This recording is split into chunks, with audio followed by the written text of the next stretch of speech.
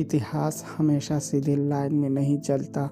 कभी कभी आज़ादी के लिए अलग अलग रास्ते चुने जाते हैं। आज इतिहास के पन्ने में हम बात करेंगे सुभाष चंद्र बोस की, जिन्हें हम नेताजी कहते हैं, और महात्मा गांधी, जिन्हें पूरा देश बापू मानता है। ये कहानी टकराव की नहीं, सोच के फ़र्क की है। सुभाष चंद्र बोस का जन्म 23 जनवरी 1897 को कटक के उड़ीसा में हुआ। वह पढ़ाई में इतने तेज थे कि ब्रिटिश सिस्टम का सबसे बड़ा एग्ज़ाम ICS उन्होंने क्लियर कर लिया, पर बोस ने वह नौकरी छोड़ दी। उनका कहना था, मैं अंग्रेज़ों की सरकार में अंग्रेज़ों के लिए काम नहीं कर सकता। यहीं से शुरू होती है एक अलग सोच की कहानी। बहुत लोग ये मानते हैं कि बोस और गांधी दुश्मन थे। ये पूरा सच नहीं है। सुभाष चंद्र बोस महात्मा गांधी के गहरा सम्मान करते थे। उन्होंने गांधी जी को राष्ट्रपिता कहकर संबोधित किया।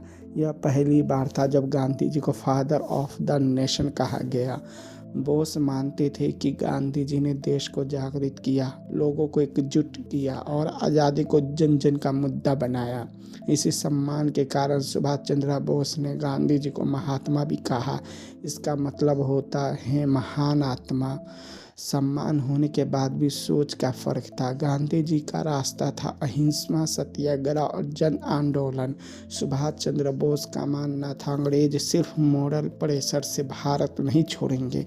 उन्हें लगता था कि जब पूरी दुनिया में युद्ध में जली हुई है तो भारत को भी संगठित शक्ति दिखानी होगी। इसी मतभेद के कारण कांग्रेस के अंदर भी तनाव बढ़ने लगा। 1939 में सुभाष चंद्र बोस ने कांग्रेस का अध्यक्ष का चुनाव जीता, लेकिन बाद में अपने पद से इस्तीफा देना पड़ा। देश के बाहर जाकर सुभाष चंद्र बोस ने आज़ाद हिंद फौज का गठन किया। उनका नारा था, तुम मुझे खून दो, मैं तुम्हें आज़ादी दूंगा। इस सेना में सिर्फ सैनिक नहीं थी, महिलाएं भी थीं। सुभाष चंद्र बोस और महात्मा गांधी अलग थे, लेकिन एक दूसरे के खिलाफ नहीं। एक ने देश को जगाया, दूसरे ने संगठित किया। एक ने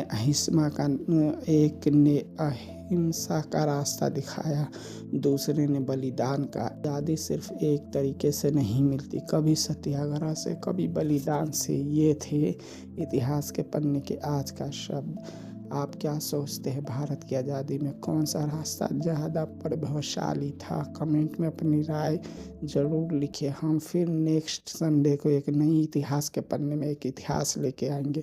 जब तक आप हमारे चैनल PNA न्यूज़ हिंदी को ज़रूर सब्सक्राइब करें, और इस वीडियो अगर पसंद आए तो प्लीज़ लाइक ज़रूर करें।